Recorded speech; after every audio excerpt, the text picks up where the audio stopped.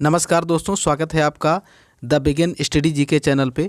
दोस्तों, डेली की तरह आज भी आपको 20 महत्वपूर्ण जीके के क्वेश्चन करवाने जा रहे हैं, जिसमें सभी अति महत्वपूर्ण क्वेश्चन हैं। दोस्तों, सभी क्वेश्चंस को आप ध्यानपूर्वक देखिएगा, वीडियो लास्ट तक आप वॉच कीजिएगा। ज़रूर यहाँ से आपका कुछ ना कुछ फ़ायदा ही होगा। दोस्तों, ये 10 या 12 मिनट आपके कभी भी व्यर्थ नहीं जाएंगे। यहाँ से आपको हमेशा कोशिश यही की जाती है दोस्तों कि अच्छे से अच्छे क्वेश्चन यहाँ सेलेक्ट करके लाए जाएं, जिससे दोस्तों आपका जो जीके रिलेटेड जितने भी एग्ज़ाम है वो दोस्तों उसके लिए आपका ये जो है दोस्तों बहुत उपयोगी ये सीरीज़ सिद्ध हो सके। तो बिना किसी देरी के आइए चलते हैं दोस्तों क्वेश्चंस की ओर। दोस्तों, आज का जो पहला प्रश्न है उसमें है दोस्तों, किस जानवर की जीभ काली होती है? 4 ऑप्शन आपके सामने हैं दोस्तों, शेर, जिराफ, कुत्ता या बाघ। तो दोस्तों इसका जो राइट आंसर होगा वो होगा दोस्तों ऑप्शन बी, बिल्कुल करेक्ट होगा दोस्तों, जिराफ की। आगे बढ़ते हैं अगले प्रश्न की ओर। दोस्तों, अगला प्रश्न है दोस्तों आपके सामने, भारत का निम्नलिखित में से कौन सा राज्य फेरी नौकाओं का उपयोग करके यात्रा करने के लिए प्रसिद्ध है? उत्तराखंड, लद्दाख, केरल या फिर मणिपुर।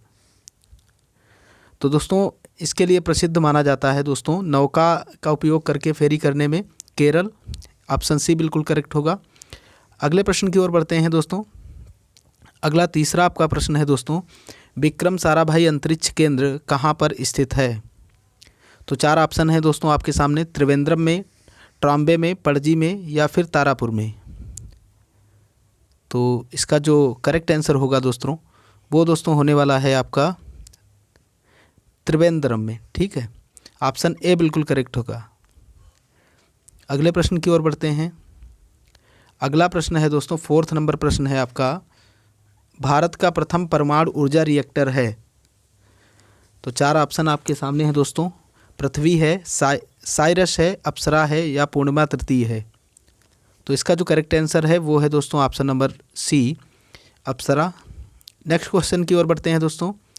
नेक्स्ट क्वेश्चन है आपका, निम्नलिखित में से किस रोग की पहचान करने के लिए एलिसा परीक्षण किया जाता है?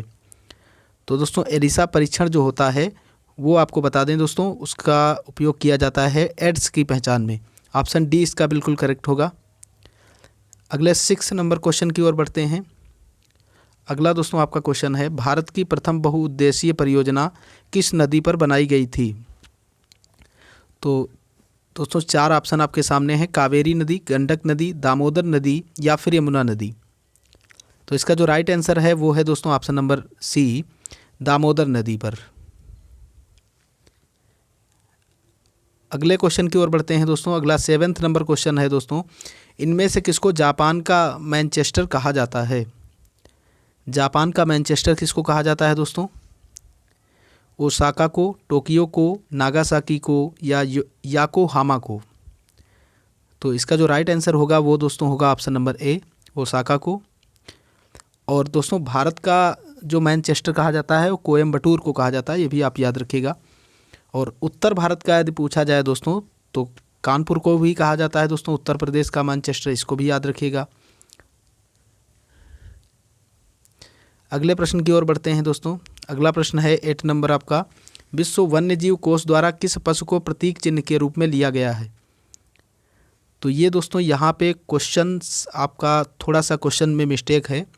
इसमें दोस्तों आपको बता दें, जो विश्व वन्यजीव कोष है उसके द्वारा किस पशु को प्रतीक चिन्ह के रूप में लिया गया है? तो इसका जो राइट आंसर होगा वो होगा दोस्तों जिराफ।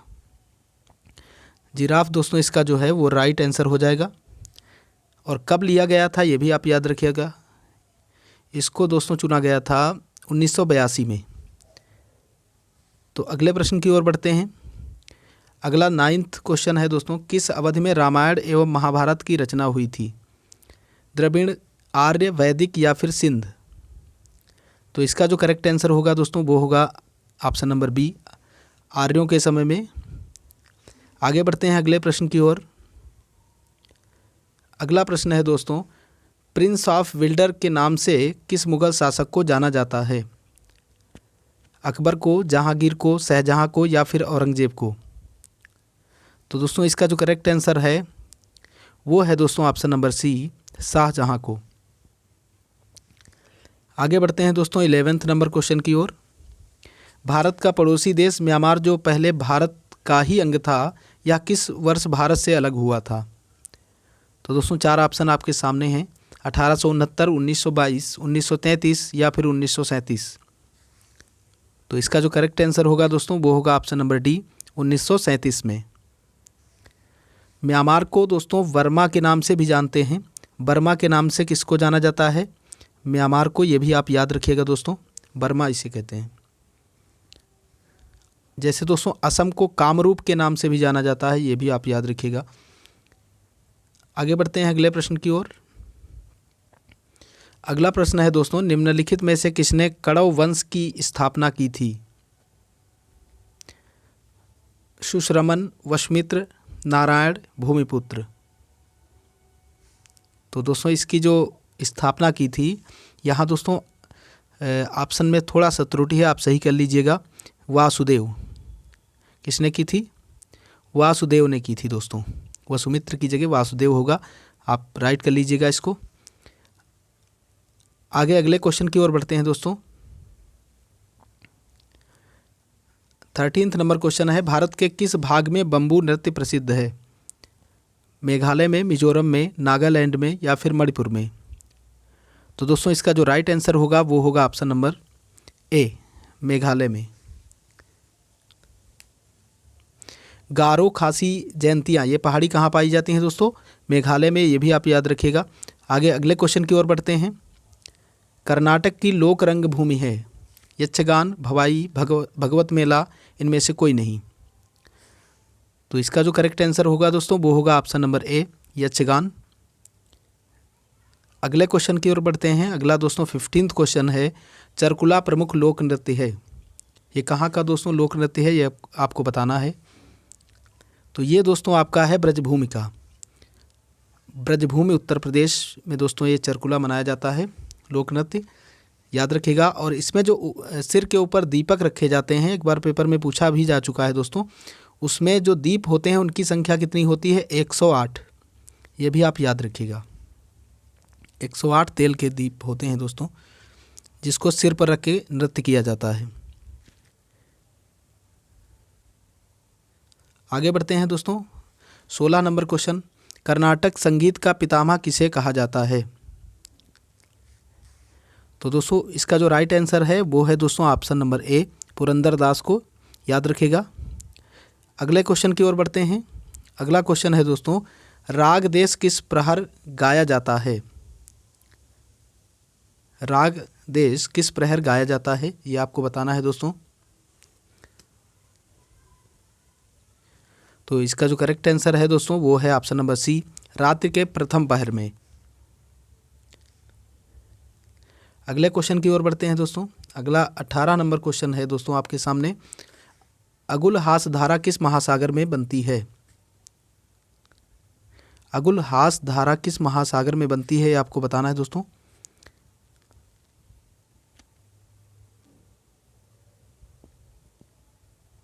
तो ये धारा दोस्तों जो बनती है ये आपकी बनती है प्रशांत महासागर में। ये थोड़ा सा मिस्टेक है इस क्वेश्चन में भी दोस्तों, इसको आप याद रखिएगा। अगुलहास और मोजाम्बिक ये दोस्तों प्रशांत महासागर में दो धाराएं बनती हैं जो कि गर्म धाराएं हैं दोस्तों, याद रखिएगा। इसके ऑप्शंस में थोड़ा सा त्रुटि है, तो इसको आप सही कर लीजिएगा दोस्तों। अगले क्वेश्चन की ओर बढ़ते हैं। अगला 19 नंबर क्वेश्चन है दोस्तों आपके सामने, इन्वेस्टर्स प्रोटेक्शन फंड किस संस्था ने स्थापित किया है? तो 4 ऑप्शन आपके सामने हैं, इसमें से आपको बताना है दोस्तों कौन सा राइट होगा। पूंजी मुद्दे ने, DLF ने, सेबी ने या फिर दोस्तों अन्य। तो इसका कौन सा करेक्ट होगा ये आपको बताना है दोस्तों। तो दोस्तों इसका जो राइट आंसर है वो है दोस्तों आपका ऑप्शन नंबर सी, सेबी ने। सेबी का फुल फॉर्म भी याद रखिएगा दोस्तों, security exchange board of India. बढ़ते हैं अगले क्वेश्चन की ओर। अगला लास्ट क्वेश्चन है आज का, कुंडापुर एवं करवार कच्छ वनस्पति स्थान कहाँ स्थित है, ये आपको बताना है। केरल राज्य में, कर्नाटक राज्य में, तमिलनाडु राज्य में, त्रिपुरा में। तो दोस्तों इसका जो राइट आंसर होगा वो दोस्तों होगा ऑप्शन नंबर बी। बी इसका बिल्कुल करेक्ट हो जाएगा, कर्नाटक राज्य में। तो दोस्तों इसी के साथ आपका ये वीडियो यहीं पे समाप्त होता है। आई होप दोस्तों आपको ये वीडियो पसंद आई होगी। दोस्तों यदि आपको ये वीडियो पसंद आई है तो वीडियो को आप लाइक कीजिए, चैनल को सब्सक्राइब कीजिए और दोस्तों ज़्यादा से ज़्यादा लोगों के पास आप शेयर करें ताकि चैनल और ज़्यादा प्रमोट हो सके। चैनल आपका ही है दोस्तों, जितने मात्रा में लोग जुड़ेंगे इससे उतने ज़्यादा मेहनत की जाएगी दोस्तों चैनल पे। तो पूरा वीडियो लास्ट तक देखने के लिए आपका बहुत बहुत धन्यवाद। जय हिंद।